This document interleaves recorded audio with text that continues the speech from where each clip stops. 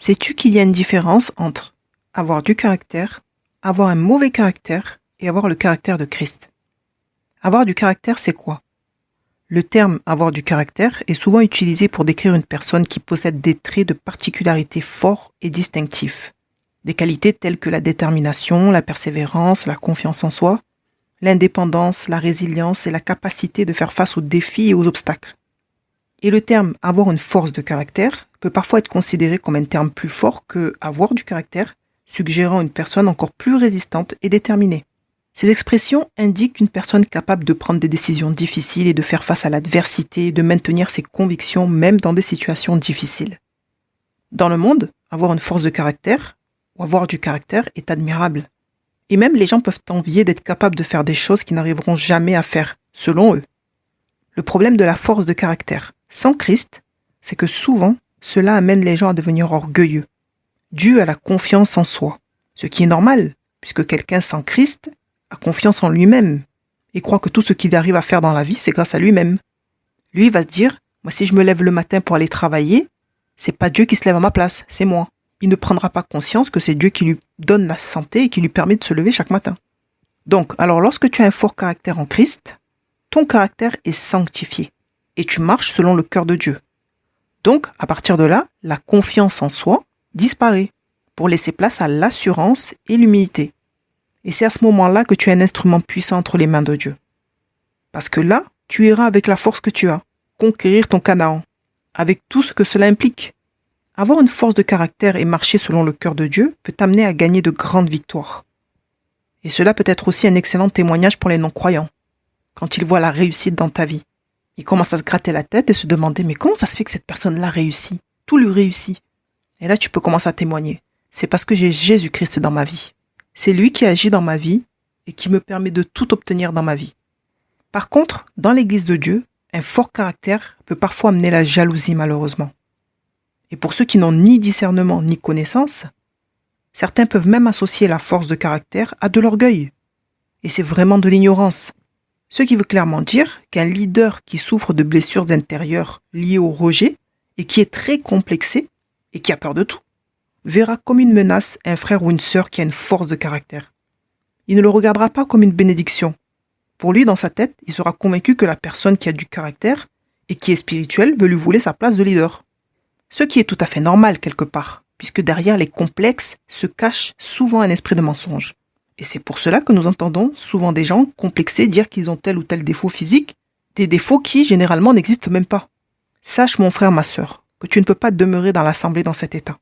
C'est-à-dire avec des blessures intérieures inutiles, des complexes, des peurs depuis 10 ans, 20 ans de conversion. Et en plus, tu as un ministère? Tu es un danger public pour l'Église et une occasion de chute pour les frères et sœurs. Si tu es conscient que tu as besoin de guérison, et que par orgueil, tu ne fais rien pour y remédier. Tu es très méchant et tu es rebelle à la parole de Dieu. Toi, tu préfères blesser les gens pour qu'ils régressent comme toi, au lieu de te soigner en Christ. Tu es mauvais. Si tu demeures dans cet état, tu ne seras jamais enlevé. Et si tu ne te repens pas, même après l'enlèvement, tu iras en enfer, rejoindre ton père, le diable. Hébreux 12,15 nous dit « Veillez à ce que nul ne se prive de la grâce de Dieu, à ce qu'aucune racine d'amertume, poussant des rejetons, ne produise du trouble et que plusieurs n'en soient infectés. » Tous les chrétiens dans l'Église ayant du caractère n'ont pas tous été appelés à devenir des leaders dans l'Église. Certains ont été appelés à devenir des chefs d'entreprise ou leaders dans des entreprises ou autres. Alors ne crains pas les frères et sœurs qui ont une force de caractère sanctifiée par le Seigneur. C'est ça l'immaturité. L'immaturité, c'est de craindre tout le monde pour tout et n'importe quoi. L'amour parfait bannit la crainte. En réalité, le danger, la menace, c'est le leader ou le chrétien qui n'est pas guéri et qui sert dans l'assemblée en tant que pasteur ancien, diacre, prophète, évangéliste ou enseignant pour les enfants, dans cet état. Ce n'est pas le chrétien qui a une force de caractère sanctifiée le problème. Donc dans ce cas précis, il faut se repentir, il faut guérir et ensuite servir pour être une bénédiction pour les autres et non une pierre d'achoppement et un sujet de scandale. Deuxièmement, avoir un mauvais caractère, c'est quoi? Ou avoir un caractère difficile. Avoir un mauvais caractère est une expression qui est souvent utilisée pour décrire une personne qui a des sautes d'humeur, qui est colérique, irritable, ou qui peut être agressive ou hostile envers les autres. En d'autres termes, cela décrit une personne qui peut être difficile à vivre en raison de ses comportements négatifs. Un chrétien colérique, lunatique, susceptible, agressif, méchant avec les gens est un chrétien malade, qui a même peut-être besoin de délivrance. Un chrétien qui est converti depuis 10 ans, 20 ans, 30 ans, et qui est connu dans l'assemblée pour être le mauvais caractère du troupeau, est un chrétien qui a livré son caractère au diable. Si tu es pasteur, prophète, ancien diacre, et que tu fais peur aux frères et sœurs à cause de ton mauvais caractère depuis toujours, tu dois te remettre en question. Si à toi on ne peut jamais rien dire, tu n'acceptes jamais les critiques constructives, tu ne veux jamais être pris, tu pètes les plombs pour rien, tu méprises les fidèles et tes compagnons d'œuvre dans le Seigneur, tes enfants te fuient à cause de ton caractère, ta femme ou ton mari ne peut jamais te parler à cause de ton caractère explosif, mon ami, tu marches loin de Dieu depuis très longtemps. Parce que dans ce cas précis, cela révèle que tu as livré ton caractère au mal. Tu es toxique pour ta famille, pour l'assemblée et même pour tes voisins. Et si tu ne veux pas te remettre en question, ben là c'est grave. Tu es mauvais et tu n'aimes pas Dieu. Tu peux faire du cinéma dans l'église, mais ton attitude révèle que tu n'aimes pas Dieu.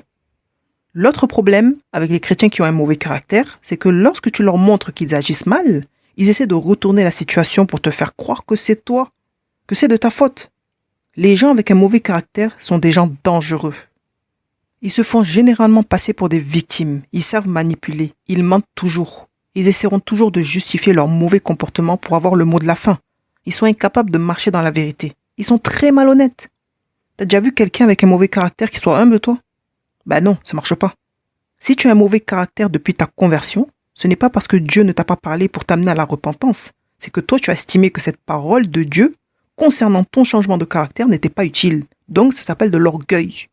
Maintenant, Dieu s'est servi de ta femme, tes enfants, les frères et sœurs, tes voisins, n'importe qui. Toi, tu t'en fous. Tu demeures la même personne. Tu es orgueilleux.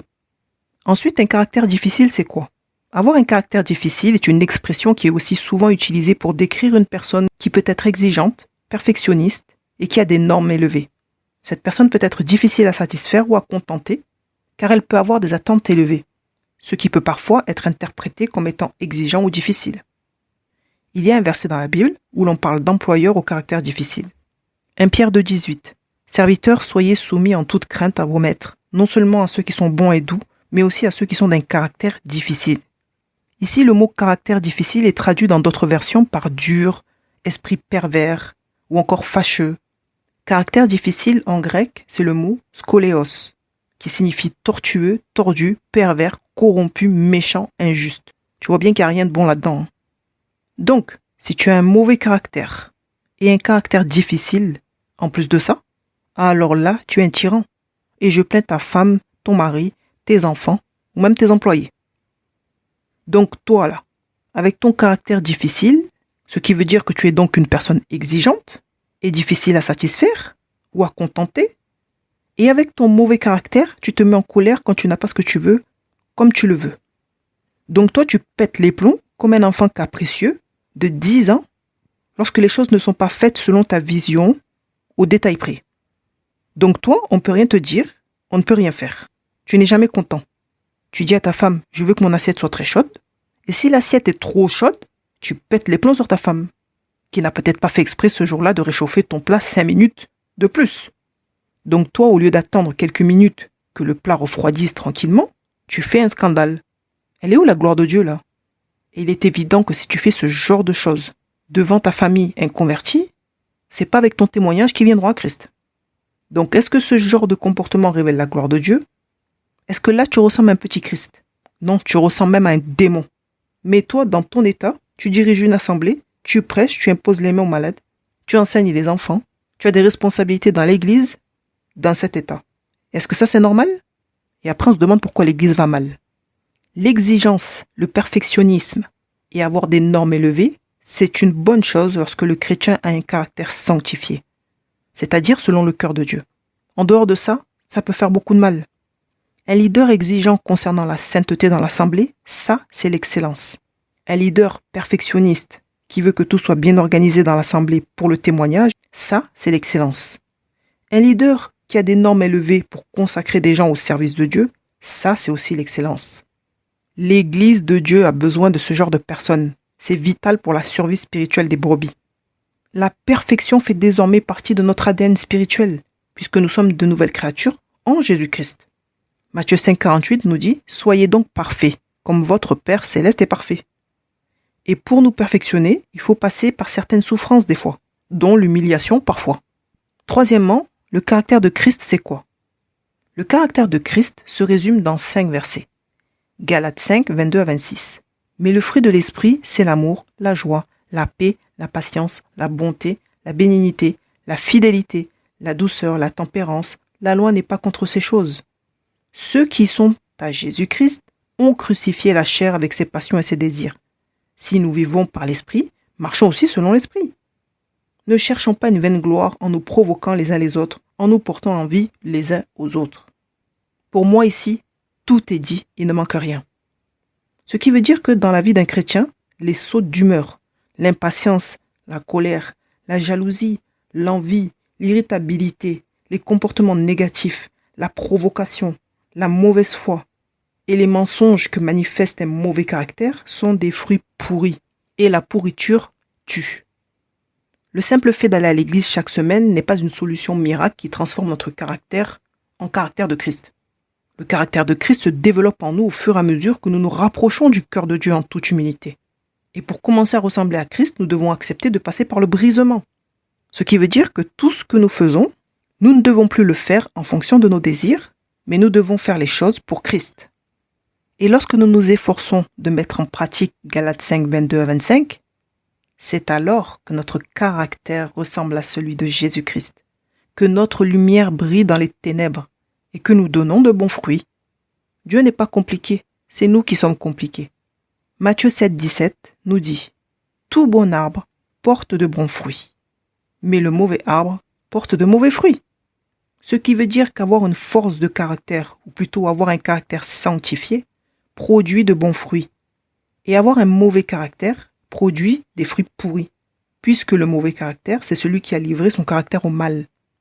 Les temps de qualité passés avec le Seigneur, la lecture de la parole et l'humilité de se remettre en question nous aident à progresser au quotidien et à être transformés et ainsi développer le caractère de Christ.